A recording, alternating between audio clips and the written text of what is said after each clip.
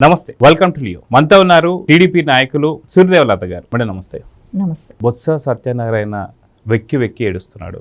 ఓ పక్క జగన్మోహన్ రెడ్డి మావిగన్ అని చెప్పి ఎటు యూటర్న్ తీసుకోవాలో అర్థం కాని పరిస్థితులు ఉన్నాడు. సో కూటమిలో ఉన్నటువంటి ఒక టీడీపీ కానీ, అదేవిధంగా జనసేన కానీ, బీజేపీ కానీ వీళ్ళు విమర్శలు అనేది తీసి పక్కన పెడితే వీళ్ళకన్నా ఎక్కువగా వైఎస్ జగన్మోహన్ రెడ్డి గారి యొక్క సొంత చెల్లెలు చేస్తున్న విమర్శలకి ఎటువంటి సమాధానం చెప్పాలో అర్థం కావట్లేదు. వాళ్ళ సొంత ఛానల్లో పైన రాజశేఖర రెడ్డి గారి బొమ్మ ఉంటూ ఆయన కూతురు అయినటువంటి ఒక షర్మిల గాని నీచంగా తిట్టిస్తున్నాడు జగన్మోహన్ రెడ్డి. సో అసలుకి అర్హత లేని వాళ్ళందరితో కూడా ఎలాంటి మాట్లాడిస్తున్నాం మనం చూస్తూ వస్తున్నాం.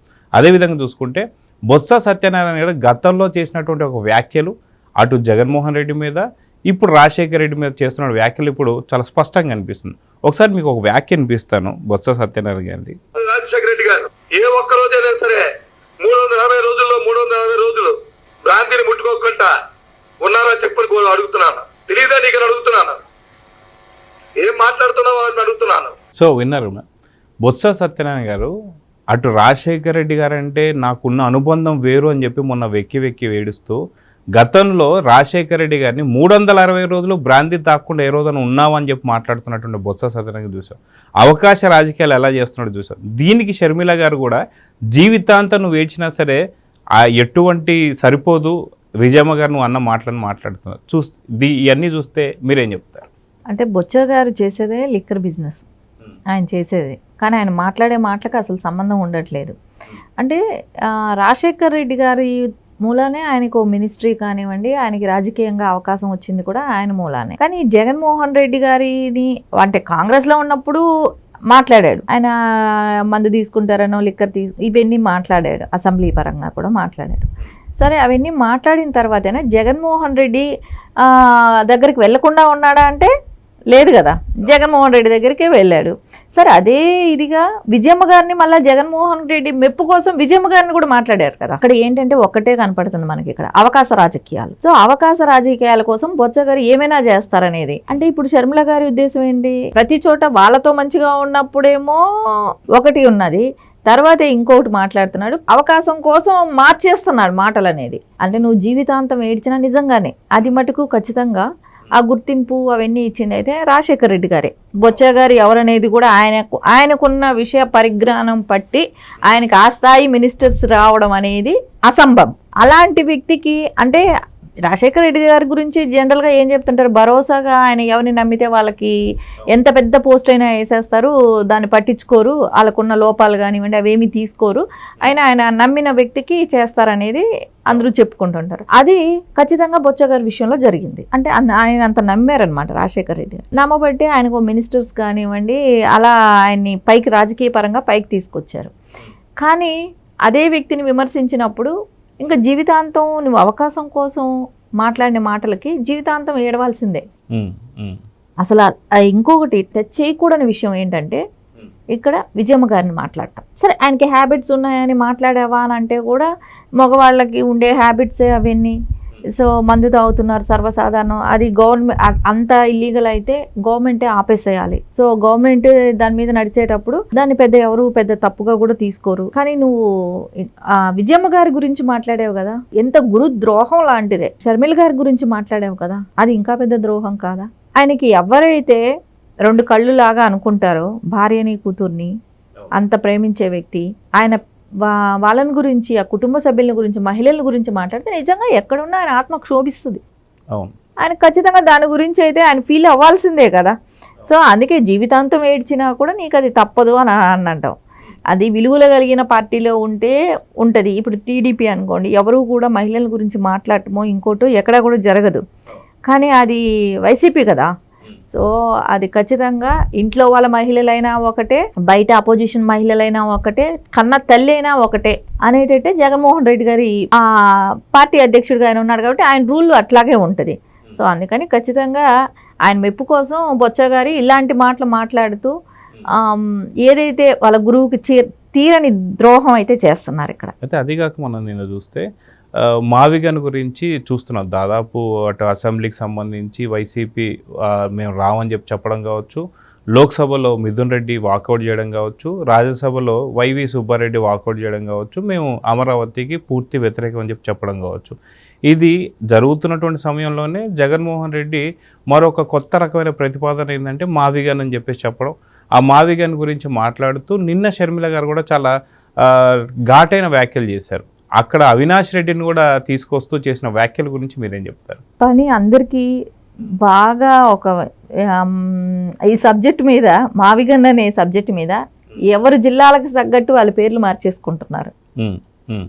అంటే దానిలో బూతులు వస్తున్నాయి, రకరకాల మాటలు మాట్లాడుకుంటున్నారు.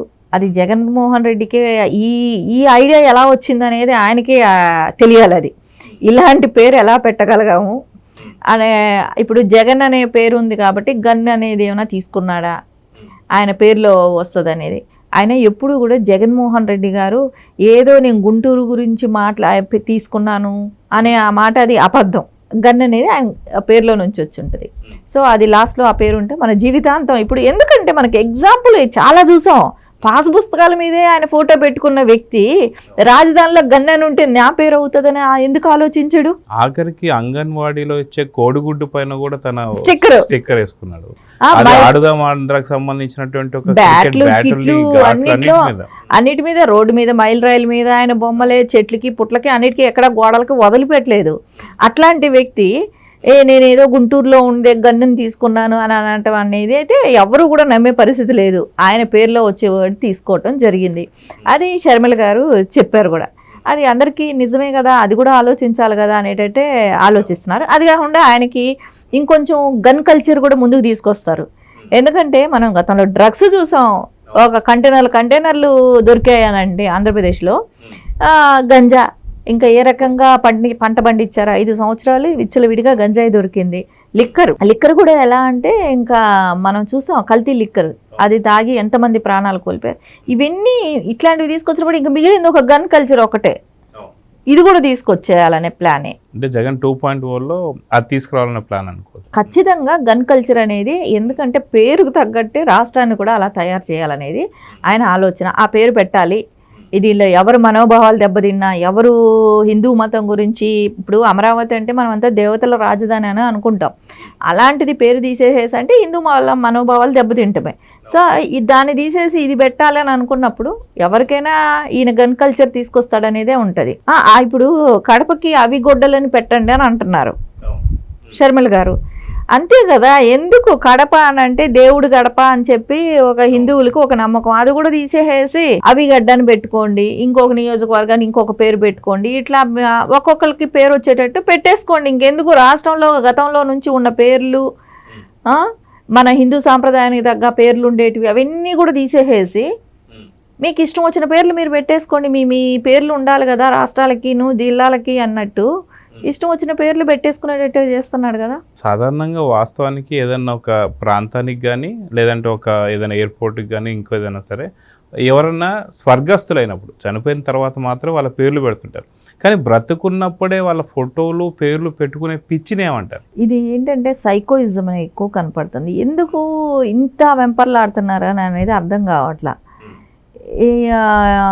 ఇప్పుడు వేసుకున్నారు, గత 5 ఏళ్ళు ఇన్ని వేల కోట్లు ఖర్చు పెట్టారు రంగులు వేయటానికి కానీ, పాస్బుక్లు కానీ, ఇట్లా ప్రతిదాని 100 రూపీస్ స్టాంప్ పేపర్స్ కానివ్వండి, ఎవరి పత్రాలైనా రిజిస్ట్రేషన్ అయితే దానిలో కూడా జగన్మోహన్ రెడ్డి గారి ఫోటో ఉండటం, ఆస్తి పేపర్లలో ఇవన్నీ కూడా చూసాం. కానీ ఏమవుతుంది, ఇంకొక గవర్నమెంట్ వచ్చినప్పుడు అన్నీ తీసేస్తారు. కాకపోతే అప్పులు మిగులుతున్నాయి.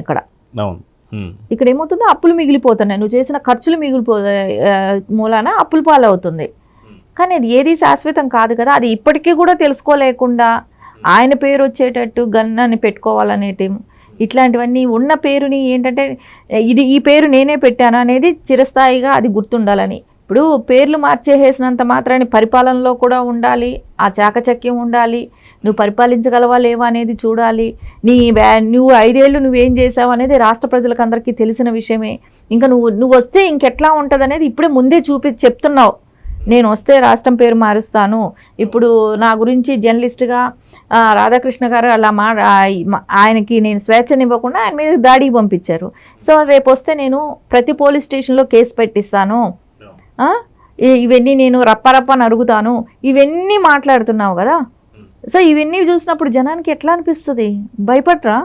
ఖచ్చితంగా వాళ్ళందరికీ అమ్మో మళ్ళా రాక్షస పాలన అనేది వస్తే పరిస్థితి ఎలా ఉంటుంది అనేది అయితే ఖచ్చితంగా ప్రజలందరికీ కూడా ఆలోచిస్తున్నారు. ఎందుకంటే డెవలప్ దిశగా కోరుకుంటారే కానీ ఈ గంజాయిలో లేకుంటే గన్ కల్చరు, రేపు విచ్చలవిడిగా మనం చూసాం చాలామందిని చంపటం ఇట్లాంటివన్నీ కూడా చూసాం. మళ్ళీ అది కావాలనైతే ఎవరు కోరుకోరు కదా. సో చూద్దామండి, ఖచ్చితంగా రాబోతున్నటువంటి ఒక భవిష్యత్తులో జగన్మోహన్ రెడ్డి చేసినటువంటి ఒక మావిగన్కి సొంత చెల్లైనటువంటి షర్మిల గారు అటు అవినాష్ పేరు మీద ఒక ప్రాంతం పేరు కానీ, అదేవిధంగా ఈ సెటర్లన్నిటికి కూడా సొంత సాక్షిలో తండ్రి ఫోటో పైన వేసుకొని సొంత కూతుర్ని కూడా కింద మాటలు అనిపిస్తున్నారంటే, అదేవిధంగా బొత్స సత్యనారాయణ గారు జీవితకాలం ఏడ్చినా సరే సరిపోదని చెప్పేసి అన్న వ్యాఖ్యలు చాలా ఘాటైన వ్యాఖ్యలు. సో చూద్దాం ఏం జరగబోతుంది. నమస్తే. నమస్తే. Please subscribe to Leo News for more videos.